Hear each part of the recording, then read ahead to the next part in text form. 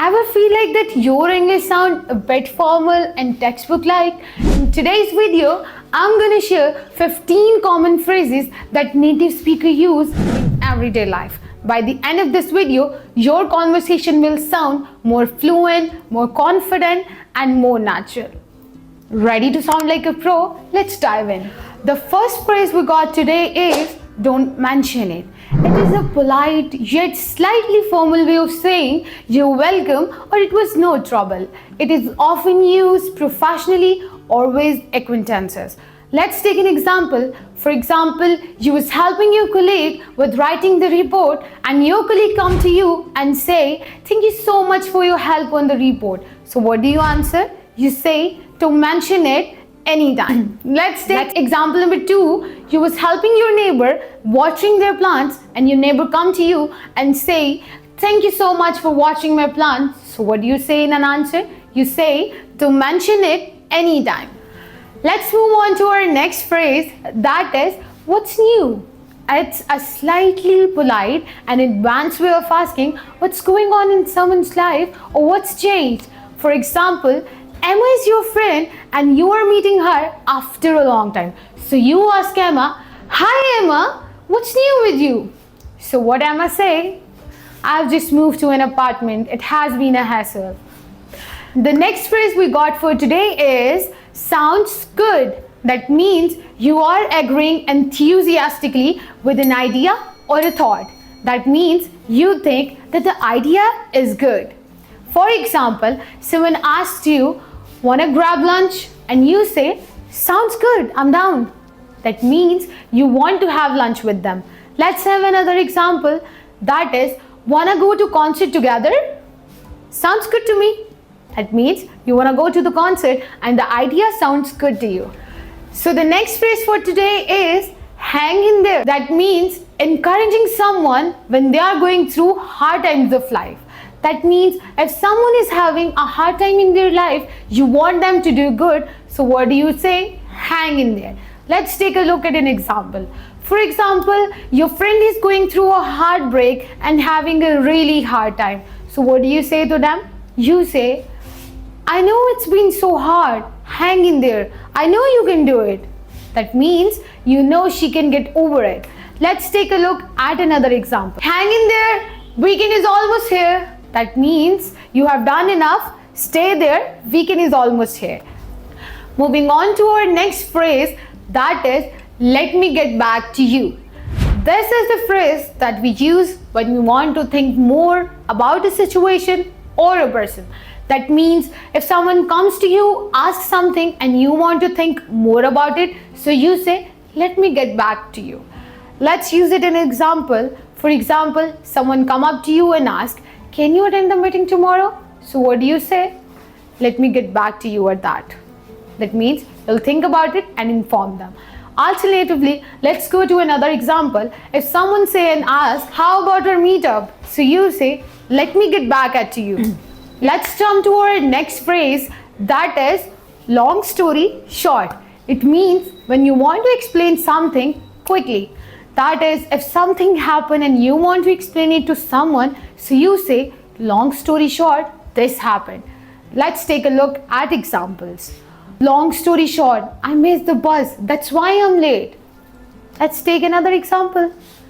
Long story short, we postponed the trip. The next phrase of today is "you bet." It is an enthusiastic way to say yes. That means if you are agreeing to something and excited for it, so you say, "You bet." For example, your neighbor came up to you and asked, "Can you please help me this weekend?" So you say, "You bet." Like you are enthusiastically agreeing to them. Let's take another example. "Are you joining us tonight?" So you say, "You bet, wouldn't miss it." Let's jump to something more relaxing. So our next phrase is talking about something relaxing. Our next phrase is take it easy. That means telling someone to relax and not to stress. Life may get hard sometimes, but what's there to worry about? Take a chill pill and relax. Let's look at the example. Let's suppose your friend is having a heartbreak and coming to you saying, "I have been stressed lately. I can't sleep." So you say, take it easy, things will come better, don't worry. Let's have an example and let's take a look to another thing. Saying goodbye casually, see you tomorrow, and you say, take it easy, we'll meet you soon. Let's move to our delicious and tasty phrase. That is piece of cake. That means something is very easy to do. Let's take an example so you guys can understand more easily. For example, your friends came to you and asked about the English test you just have given, and they say, how was your English test? Mine was so bad. So you say, mine was piece of cake. It was so easy. That means your test was very good. You have well done. Let's take another example. For example, your tap is leaking and you call for a plumber and ask them, can you please fix this? Can you please fix this? Plumber is an expert. So what he say, it's a piece of cake for me. I definitely can do it. That's boomer. That's our next phrase. That means showing sympathy or disappointment about a situation. Let's take it through the examples. For example, your friend has just lost his keys. So he say, I lost my keys of apartment. How can I go in there? So you say, that's a bummer. Hope you find them soon. We can also use it expressing regrets. So the concert you guys were going to has just cancelled. So example goes like, guys, the concert has been cancelled. That's a bummer. By the way, have you guys eaten your breakfast today? That is our next phrase. That means changing the topic or adding an extra information to a situation or a question. Let's take an example. By the way, have you guys seen my phone? I just lost it. We can also use it to introduce a question. For example, by the way, where'd you buy your shirt? I like it. Talking about our next phrase, that is catch up. It does not have something to do with tomatoes. It's another thing. Catch up means updating each other on lives. If someone is not living next to you or is not in your contact and they meet you after a long time, so that is when you catch up on each other's life, telling each other what's going on in your life and what's up. Let's take a look at our examples. That is, let's catch up soon. For example, you are meeting an old friend, so you say, let's catch up soon. I miss our chats. Or we can also use it for proposing or suggesting meetings. For example, let's catch up over coffee this weekend. What do you think about it? It's up to you. That is our next phrase. That means you let someone else decide and you can totally agree with whatever they decide. Let's go through our example. For example, you are on a vacation and your partner asks, would you like to stay in or go out? You say, it's up to you.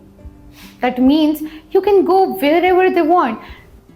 We can also use it in the context of giving freedom. For example, which restaurant do you want to go? It's up to you. Apologizing is a good thing. So our next phrase also. That is, my bad. It means you're casually admitting your mistake. Yes. Let's move on to our example. For example, you was in a cafe and accidentally drank the coffee that was not yours. So an angry customer came to you and say, did you finish my coffee? So what do you say? My bad, I thought it was mine. We can also use it to apologize quickly. For example, you forgot the meeting and your boss is so angry. So they say, you again forgot the meeting. Are you even serious? So what do you say? My bad, sir. I'll set a reminder next time. Let's jump to our last phrase of the day. That is, no big deal. It means something is not serious. It's totally okay. Let's have a look on the example. For example, your friend spilled the juice. So they say, I'm so sorry, I just spilled the juice. So you say, it's not a big deal. I'll clean it, it's okay, fine. It can also be an easygoing response. For example, sorry, I could not make it yesterday. So you say, it's okay, it's not a big deal, it's totally fine. There you have it, 15 phrases that will make your English sound more natural, confident and native. So, what is that one phrase that you want to use most in your everyday English, and which is one phrase that you are already using? Let me know in the comments below and I'll see you in the next video. Till then, keep practicing.